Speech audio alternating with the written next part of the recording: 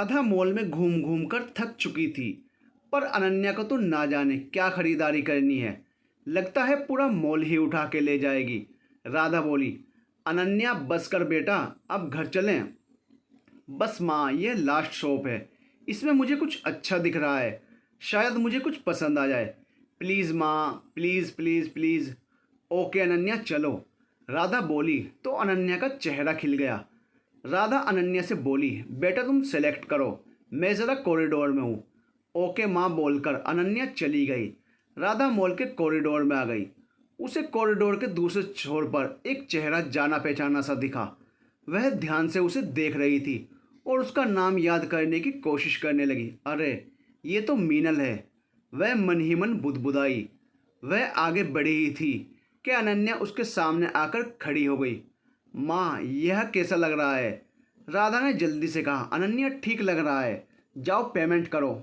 और वह मीनल के पीछे लगभग दौड़ पड़ी। आवाज़ दी, मीनल मीनल। लेकिन तब तक वह जा चुकी थी। राधा ने देखा कि मीनल के साथ एक पुरुष भी है। लेकिन यह क्या, यह तो चेतन नहीं है। मीनल के साथ तो चेतन को ही होना चाहिए था। तो यह कौन है? घर आकर भी राधा बेचैन थी कि मीनल के साथ चेतन क्यों नहीं था। मीनल से दोबारा कैसे मिले? यह सोचते सोचते उसे अपनी और मीनल की पहली मुलाकात याद आ गई। राधा पापा के साथ स्कूटर पर बाजार जा रही थी कि अचानक से सड़क के किनारे से एक लड़की ने हाथ हिलाकर लिफ्ट मांगी। पापा ने स्कूटर रोक दिया। राधा ने देखा एक बहुत सुंदर लड़की, लगभग उसकी उम्र की, हंसकर बोली, सॉरी अंकल जी, क्या आप मुझे लिफ्ट देंगे? पापा ने राधा की ओर देखा। राधा ने सिर हाँ में हिला दिया। मीनल जल्दी से स्कूटर पर बैठ गई। राधा देखती ही रह गई। रास्ते में मीनल ने बताया कि वह फ्रेंड्स कॉलोनी में रहती है। तो राधा ने कहा कि वह भी वहीं रहती है। संयोग से मीनल का घर राधा के घर के नज़दीक ही था। धीरे धीरे उन दोनों में दोस्ती हो गई। वैसे दोनों सहेलियों के व्यवहार भिन्न थे। जहाँ मीनल चुलबुली और मुंहफट थी, वहीं राधा बहुत सौम्य थी। कॉलेज में मीनल राधा से एक क्लास पीछे थी, लेकिन उसकी दोस्ती सीनियर लोगों के साथ ज़्यादा थी। कुछ भी हो, लेकिन मीनल राधा को बहुत मानती थी। राधा की क्लास में चेतन पढ़ता था। चेतन बड़ा ही होशियार और विनम्र स्वभाव का था। राधा को फिजिक्स में कुछ भी प्रॉब्लम होती तो वह चेतन से ही पूछती और चेतन चुटकियों में हल कर देता। क्लास से बाहर चेतन, राधा और मीनल की तिगड़ी मशहूर थी। राधा चेतन को पसंद करती थी और उसे लगता था कि चेतन भी उसे पसंद करता है। राधा कभी कभी सोचती कि वह चेतन से एक बार पूछे, लेकिन कभी हिम्मत नहीं हुई। फिर सोचा कि एक बार कॉलेज ख़त्म हो जाए तो फिर पूछेगी। वैसे चेतन उसे पसंद करता है, यह उसको विश्वास था। भले ही चेतन ने सीधे तौर पर नहीं कहा था, लेकिन उसकी बातों से राधा को पूरा विश्वास था। वार्षिक परीक्षा का समय नज़दीक आ रहा था। सभी अपनी पढ़ाई में जुट गए। राधा और चेतन साथ साथ परीक्षा की तैयारी करने लगे। लेकिन अब मीनल कुछ न कुछ बहाना बनाकर उनके साथ ही पढ़ाई करती थी। कभी चेतन के घर तो कभी मीनल के घर। राधा देखती मीनल बार बार कुछ भी पूछने के बहाने चेतन के पास ही रहती। राधा ये देख कुड़ जाती, पर कुछ कह नहीं पाती। राधा चेतन की ओर देखती तो उसका शांत चेहरा देखकर संतोष कर लेती कि चलो, चेतन की तरफ से कुछ ऐसा नहीं लगता। यह तो मीनल ही है जो चेतन से चिपकने की कोशिश करती रहती है। एक दिन राधा ने मीनल से कहा कि वह अपनी तैयारी खुद करे, क्योंकि वह और चेतन एक ही क्लास में हैं। तो आज वे सिलेबस का कुछ डिस्कस करने वाले हैं। मीनल छूटते ही बोली, आज तो मैं और चेतन मूवी देखने जा रहे हैं। राधा यह सुनकर अवाक रह गई। राधा कुछ पूछती, इससे पहले ही चेतन आ गया और बोल पड़ा, हाँ राधा, तुम चलती तो अच्छा होता, लेकिन आजकल तुम्हें तो पढ़ाई के सिवा कुछ सूझ ही नहीं रहा है। अच्छा हुआ मीनल ने यह प्लान बनाया, अब कुछ रिलैक्स होगा। चलो मीनल, टाइम हो गया है। राधा खड़ी मुंह ताकती रह गई और वे दोनों चले गए। उस दिन राधा बहुत रोई थी। उसने कुछ पढ़ाई भी नहीं की। सर दर्द का बहाना बनाकर अपने कमरे में पड़ी रोती रही। अब राधा ने अपने घर पर ही अकेले ही पढ़ने का मन बना लिया था। लेकिन तभी चेतन का फ़ोन आ गया। चेतन बोला। आज वे उसके घर आ रहा है पढ़ाई करने और उसने मीनल को आने के लिए मना कर दिया है।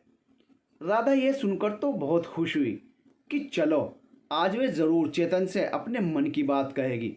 चेतन घर आया तो राधा को देख दंग सा रह गया। राधा ने आज से पहले ऐसा मेकअप नहीं किया था। राधा बड़ी ही सुंदर लग रही थी। चेतन ने पूछा, कहीं जा रही हो? राधा ने कहा, नहीं तो। फिर दोनों पढ़ाई करने बैठ गए। चेतन बार बार पिछले दिन की बात कर रहा था। मूवी कैसी थी, बाहर का खाना, रेस्टोरेंट के बारे में, मीनल की बातें। राधा यह सब सुनकर अंदर ही अंदर जल रही थी। राधा अचानक चिल्लाई, चेतन बस करो। मीनल जैसी लड़कियां बहुत चालाक होती हैं, उसके चक्कर में मत पड़ो। चेतन, मैं तुमसे बहुत दिनों से कुछ कहना चाह रही थी। मैं तभी दरवाजे की बेल बजी। देखा तो मीनल थी। राधा को बहुत तेज गुस्सा आ रहा था। उसका चेहरा तमतमा रहा था। लेकिन मीनल सीधे चेतन से लिपट गई और बोली, चेतन, पापा ने हाँ कर दी है। यह सुनकर चेतन भी खुशी से चिल्लाया। राधा को कुछ समझ नहीं आ रहा था। शोर सुनकर राधा की माँ कमरे में आ गई। चेतन ने माँ के पैर छुए और बोला, आंटी जी आशीर्वाद दीजिए। माँ बोली, मेरा आशीर्वाद तो तुम बच्चों के साथ हमेशा रहता है, पर यह तो बताओ बात क्या है। मीनल चहकती हुई बोली, आंटी जी, मेरी और चेतन की शादी के लिए पापा मान गए हैं। यह सुनते ही राधा स्तब्ध हो गई। माँ ने राधा की ओर देखा। माँ जानती थी कि राधा चेतन को पसंद करती है। माँ ने चेतन और मीनल को बधाई दी। चेतन और मीनल ने राधा की ओर देखा तो राधा धीरे से मुस्कुराने की कोशिश करने लगी। चेतन और मीनल चले गए। राधा अपने कमरे में बंद हो गई। माँ ने भी कुछ नहीं कहा। जानती थी कि इस समय वह बहुत दुखी है। शाम को जब राधा कमरे से बाहर निकली तो आंखें सूजी हुई थी। माँ ने राधा को समझाया, जब चेतन उसको नहीं मीनल को पसंद करता है तब मीनल को ही चेतन के साथ होना चाहिए। राधा को अपनी पढ़ाई पर ध्यान देना चाहिए। परीक्षाएं हुई, रिजल्ट आया। राधा ने यूनिवर्सिटी टॉप की थी। चेतन भी अच्छे नंबरों से पास हुआ। मीनल भी फाइनल में पहुंच गई थी।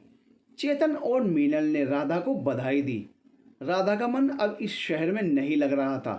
राधा दिल्ली शिफ्ट हो गई। वहाँ उसने सिविल सर्विसेज परीक्षा की तैयारी शुरू कर दी और उत्तीर्ण भी की।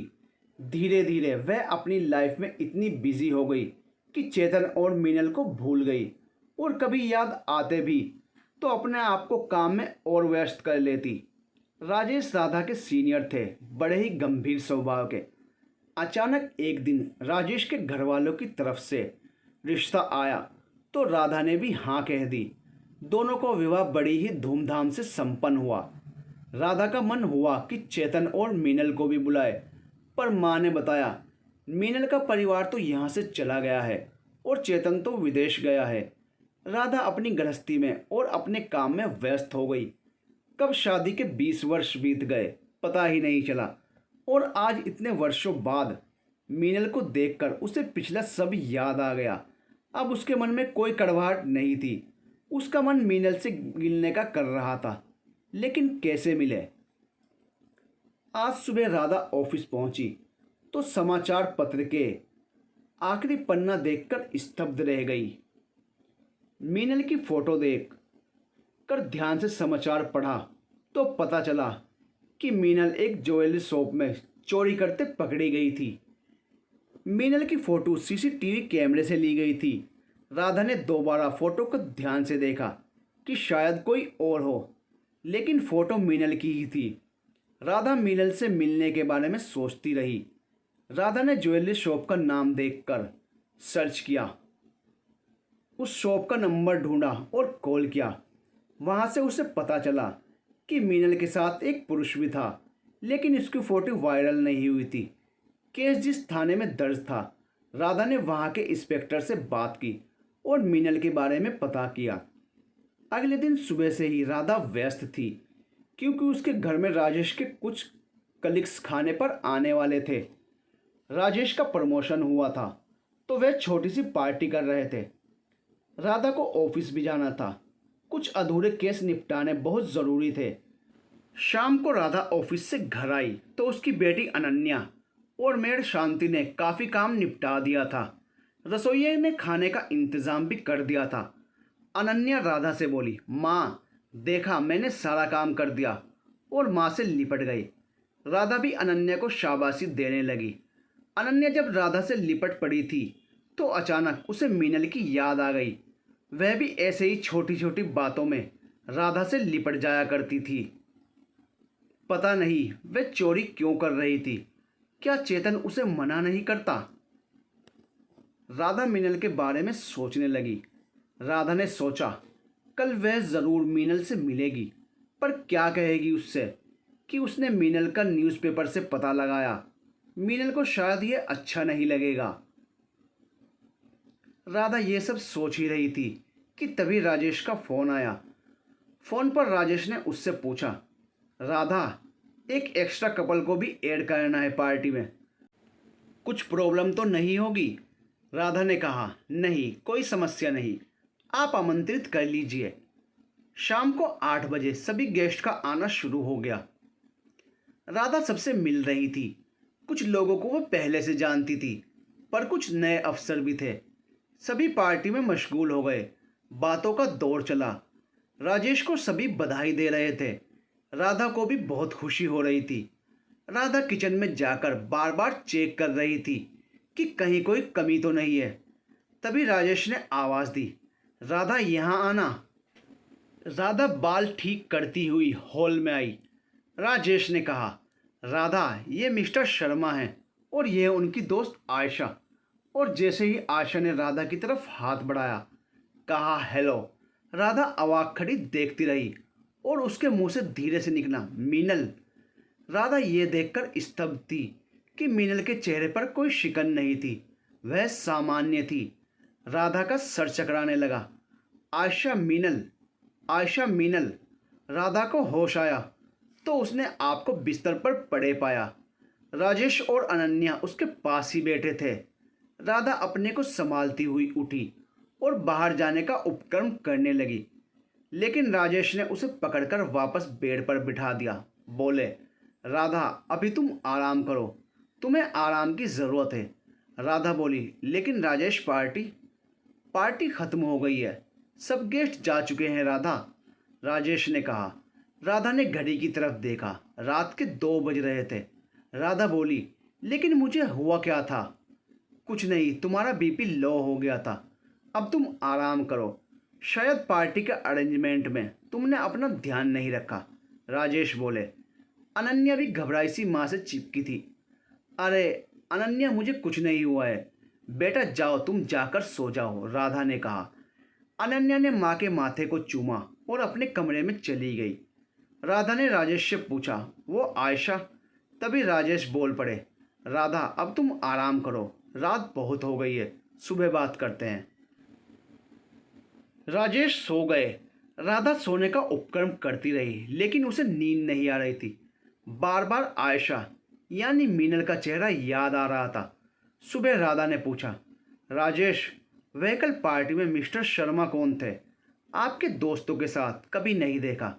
राजेश ने बताया, मिस्टर धनराज शर्मा एक बहुत बड़े वकील हैं, लेकिन वह यहाँ कुछ दिनों पहले ही शिफ्ट हुए हैं। वह पहले मेरठ में रहते थे।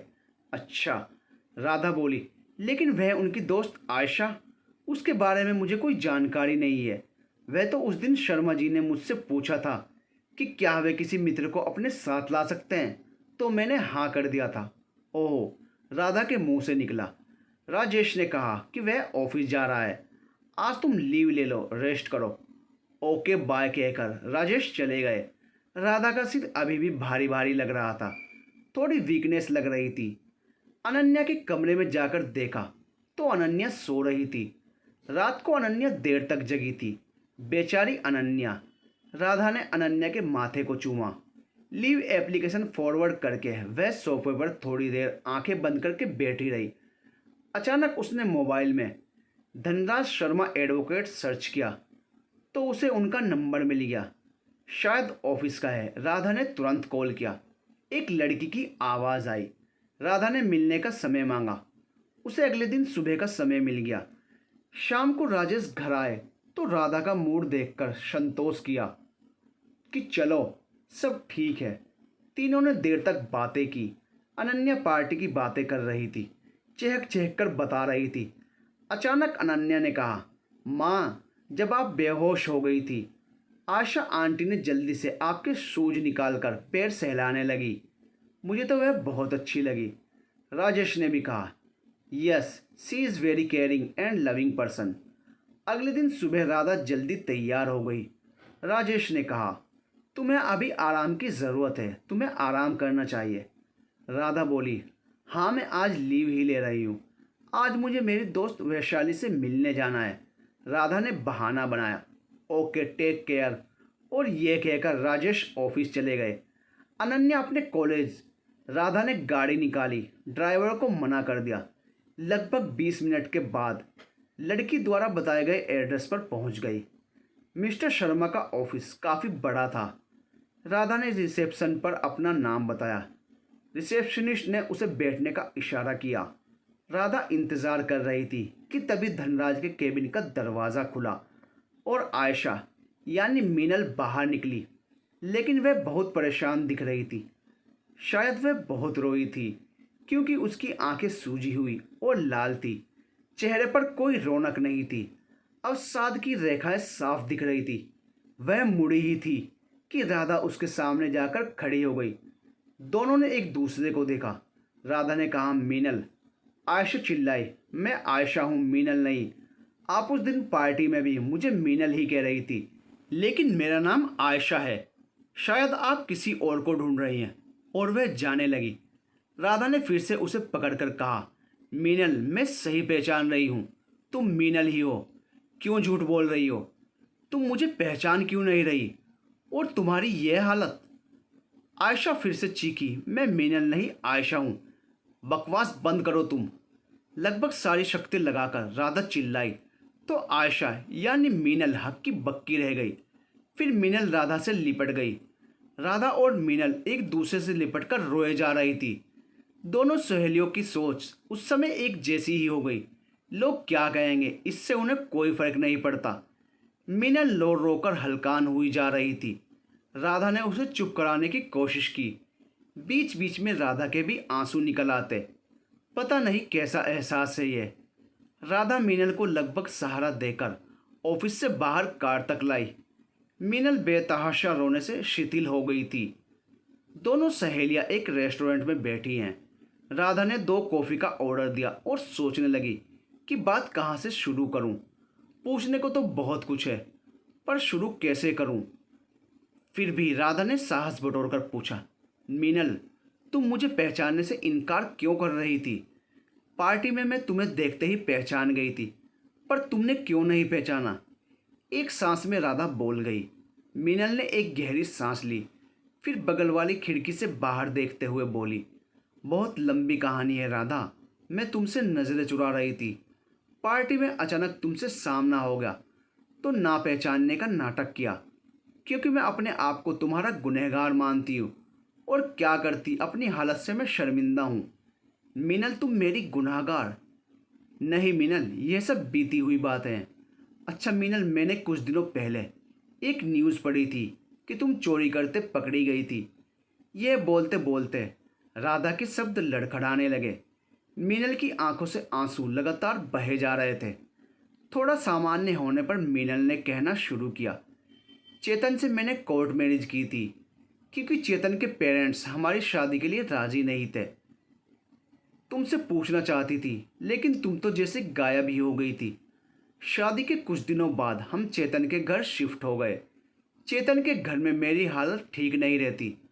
चेतन के परिवार वाले हमेशा मुझ में कमियां निकालते, मेरे और चेतन के बीच गलतफहमियां पैदा करते रहते। धीरे धीरे चेतन का बिहेवियर मेरे लिए लापरवाही वाला हो गया। हमारा प्यार तो कपूर की तरह उड़ गया। मैं लाख कोशिश करती, लेकिन उसके पेरेंट्स खुश नहीं होते। और अब तो चेतन भी हमेशा नाराज़ रहता। चेतन का स्वभाव बिल्कुल बदल गया था। कभी कभी मुझे ग्लानि होती कि मैंने तुम्हारा दिल दुखाया है। मैं जानती थी कि तुम चेतन को पसंद करती थी, लेकिन अच्छा हुआ कि तुम्हारी शादी चेतन से नहीं हुई। खैर, जैसे तैसे दिन बीत रहे थे। हमारी शादी को 4 साल हो गए थे, लेकिन मेरी गोद सूनी थी। कई डॉक्टरों को कंसल्ट किया, लेकिन कुछ फर्क नहीं हुआ। एक शाम चेतन ऑफिस से घर आया तो बड़ा खुश था। पूछने पर बताया उसकी जॉब यूएसए में लग गई है। अगले 15 दिनों में वह चला जाएगा। मैं भी खुश हो गई कि चलो, यहाँ के लोगों से छुटकारा मिल जाएगा। लेकिन चेतन बोला वह अकेला ही जा रहा है। तो मानो मेरे ऊपर वज्रपात हो गया। मैंने चेतन से लाखों मिन्नतें की, लेकिन वह अकेला ही चला गया। चेतन को अभी गए 15 दिन ही हुए थे कि एक रात अचानक मेरी तबीयत खराब हो गई। डॉक्टर को दिखाने पर पता चला कि मैं माँ बनने वाली हूँ। मेरे तो खुशी से आंसू आ गए। लेकिन यह क्या, चेतन के घर वाले मुझ पे लांछन लगाने लगे, मुझे बदचलन कहने लगे, इस बच्चे को अपने घर का वारिस मानने से इनकार करने लगे। मैंने उन लोगों को बहुत समझाया, पर किसी ने मेरी एक ना सुनी। चेतन को फ़ोन पर बताया तो वह भी मुझ पे ही शक करने लगा। मेरी हालत ऐसी थी, न खुश हो पा रही थी और न गम मना पा रही थी। कुछ समझ नहीं आ रहा था। धीरे धीरे चेतन के फ़ोन आने कम हो गए। उसके घर वालों का रवैया मेरे लिए बद से बदतर होता जा रहा था। मैं अपने मायके जाने की सोच ही रही थी कि एक दिन माँ का फ़ोन आया। माँ ने रो रो कर बताया पापा को दिल का दौरा पड़ा है। अपनी हालत कैसे बताती माँ को। खैर, पापा का ऑपरेशन हुआ और पापा ठीक हो गए। लेकिन मैंने अपने और चेतन के बीच के तनाव को कभी माँ पापा के सामने जाहिर नहीं होने दिया। मैं उन्हें कोई टेंशन नहीं देना चाहती थी। अब तो चेतन को फ़ोन करने पर वह फ़ोन ही नहीं उठाता था। उसे मेरे होने या ना होने वाले बेबी के बारे में कोई जानने की इच्छा नहीं होती। चेतन के घर वाले मुझे घर से निकाल जाने को कह रहे थे। चेतन फ़ोन नहीं उठा रहा था। मैं तो जैसे पागल हुए जा रही थी। थक हार कर मैं माँ पापा के पास चली गई। पापा पूछे चेतन कब आ रहा है तो मैं टाल देती। बहाने बनाते बनाते मैं उब चुकी थी। कई बार सोचा माँ को सब सच बता दूं, पर हिम्मत नहीं हुई। राधा ध्यान से मीनल की दर्द भरी बातें सुन रही थी। उसे चेतन के ऊपर बहुत गुस्सा आ रहा था। कितना बदल गया चेतन।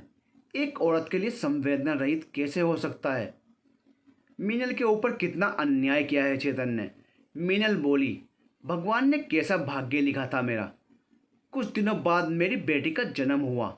माँ पापा सब बहुत खुश थे, लेकिन बेटी की जन्म की खुशियाँ मना भी ना पाई कि मीनल फिर से रोने लगी।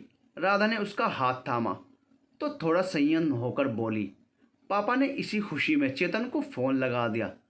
काश उस दिन चेतन फ़ोन ना उठाता, लेकिन उस दिन उसने फ़ोन उठा लिया और पापा को सब कुछ बता दिया कि उसका मेरा कोई रिश्ता बाकी नहीं रहा है, वह उसकी बेटी नहीं है।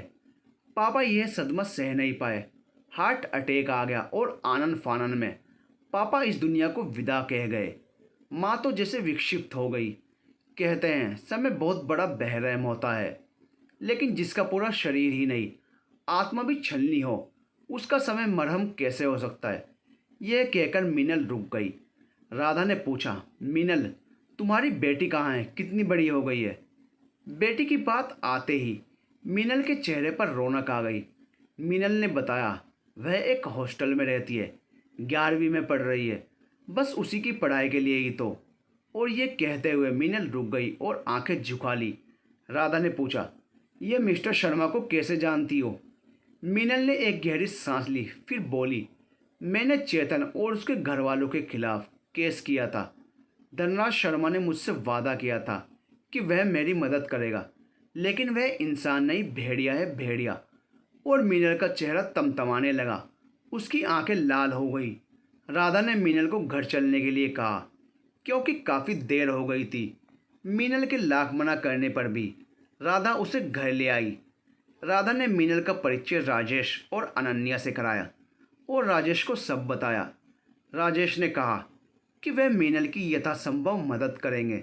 राधा ने एक अच्छा वकील किया जो मीनल का मुकदमा लड़ सके। मीनल दिन रात यही सोचती कि राधा के इन उपकारों को कैसे चुकाएगी।